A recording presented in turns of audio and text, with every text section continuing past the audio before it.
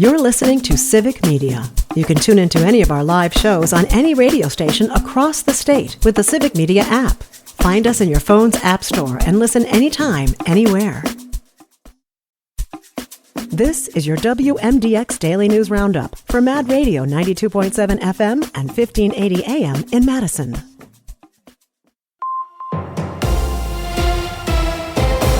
For 92.7 WMDX News, I'm Savannah Tomei Olson. It's looking more and more like nurses at Meriter Hospital will go on strike. According to reporting from WISC, the union representing Meriter nurses gave the hospital a bargaining date of May 29th, but they had already voted to strike on May 27th. Leaders from SEIU, the union, say hospital reps weren't listening to what nurses wanted regarding staffing, safety, and pay. Hospital leaders told WISC they've been negotiating in good faith and have been listening and making changes. As of right now, about 1,000 nurses are set to go on strike on Tuesday. Leaders from Meriter said they'll stay open during the strike. Meanwhile, you may have heard the planes overhead this week, depending on where you live. The 115th Fighter Wing has been doing night training exercises. The F-35s have been a point of contention in Madison because they can be pretty loud. The final nighttime flight of this training should be finished by 11 o'clock tonight. Wisconsin State Senate has approved legislation that would establish specialized courts just to handle business-related lawsuits. The bill was approved along party lines, with Republicans voting in favor and Democrats voting against. State Senator Kelda Roys argued the proposal would allow wealthy residents to get their own hand-picked judges and speed up the legal process. Republican lawmakers say a pilot program that was terminated by the state Supreme Court last year pointed to the success of the business courts they're hoping to establish. And this week is Amtrak's Borealis line's first birthday. So far, the numbers show passengers love it. Here's Jimmy Kuska. It's been 1 year since the Amtrak Borealis train began service. The daily line launched on May 21st of last year. Its service takes it between the Twin Cities and Chicago. Initial estimates for the line before it was open were for about 155,000 passengers per year. But in its first year, the Borealis line has served over 212,000 riders through last month. In addition to its starting and endpoints in the Twin Cities and Chicago, the line also has stops in Wisconsin cities such as Milwaukee, Wisconsin Dells, and La Crosse. And the Badgers will open the football season up at Lambeau Field next year. Next September, the Badgers will face off against Notre Dame up in Green Bay. This game was supposed to happen up at Lambeau in 2020, but was postponed because of the pandemic.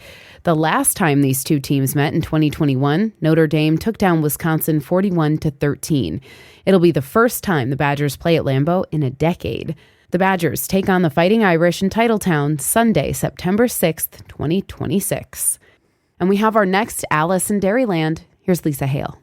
Sarah Hagenow of Poignette will spend the year educating the public about the importance of agriculture in Wisconsin.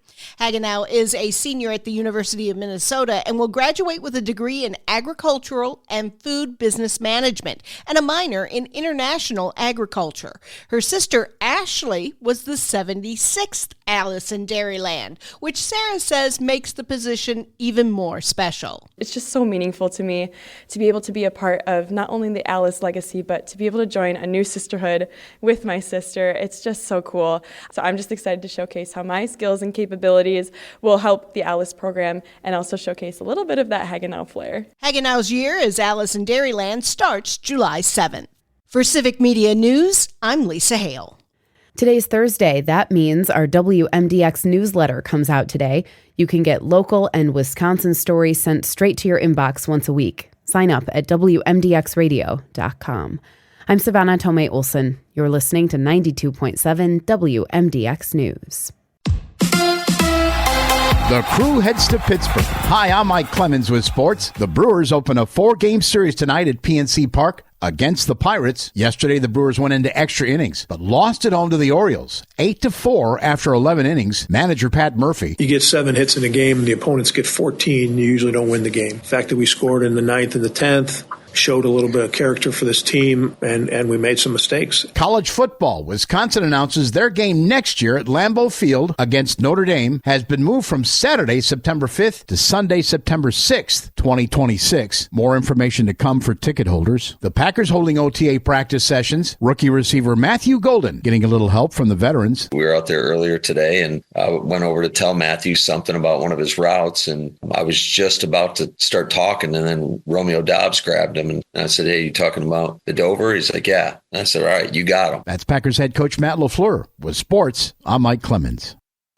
On your entertainment beat, I'm Pete Schwaba. The summer box office kicks into high gear this weekend with two huge releases squaring off for your hard-earned money. Let's start with The Granddaddy, which is the final installment of the Mission Impossible franchise, at least for now. Mission Impossible: The Final Reckoning continues the story from 2 years ago, where we left with a train hanging off a cliff. The film is pulling about an 80% on Rotten Tomatoes because some critics apparently don't know how to party. Not to be outdone, the live-action version of Lilo and Stitch also opens this weekend and is also anticipating massive returns at the gate. In the film, which is pulling a 73% on Rotten Tomatoes, a fugitive alien helps a young Hawaiian girl heal her dysfunctional family. If you're looking for some good old-fashioned, cringeworthy adult comedy, check out the film Friendship, which goes into wider release this weekend. If you're in a small town, you might have to road trip for the laughs, but it might be worth it as it's pulling a 90% on RT. Let's go to the movies. Martin Scorsese fans will have a chance to see him on the other side of the camera in a new documentary on Apple TV. Deadline reports that the famous director will be the subject of a docuseries in 5 parts from director Rebecca Miller. Miller is the daughter of playwright Arthur Miller and married to 3-time Oscar winner Daniel Day-Lewis. In the series, Scorsese will talk about his real-life experiences and how they contributed to his masterful filmmaking. James Cameron used the old Bugs Bunny reverse psychology trick in getting Leonardo DiCaprio to sign on to Titanic, according to Deadline. When DiCaprio was considered for the part of Jack Dawson, he wanted Cameron to make the character more conflicted, similar to other roles he had played so well to that point in his career. Cameron didn't want to do that, so he presented Jack Dawson's wholesomeness as yet another challenge to DiCaprio, asking him if he thought he could pull off an unflawed character. DiCaprio took the bait, and history was made. The migration from the silver screen to Broadway continues, and Tom Hanks is the latest to journey to the stage. The role in the play, titled This World of Tomorrow, shouldn't be too difficult for the Hollywood good guy to handle. The material is based on his short stories. The show opens this coming fall in New York. Hanks joins other big screen stars who've made the jump to New York stages, including Denzel Washington, George Clooney, and Bob Odenkirk. Speaking of Denzel Washington, if you're a red carpet photographer, make sure you do not touch his arm. The 2-time Oscar winner was in Cannes promoting the film Highest to Lowest that he starred in and Spike Lee directed. Washington was making his way up the red carpet when a photographer asked if he could get a picture and actually grabbed Washington's arm. Washington got in his face and apparently was not in the mood to be touched and said, "Stop it," repeatedly. The photographer made the right decision and stopped, as opposed to messing with the equalizer.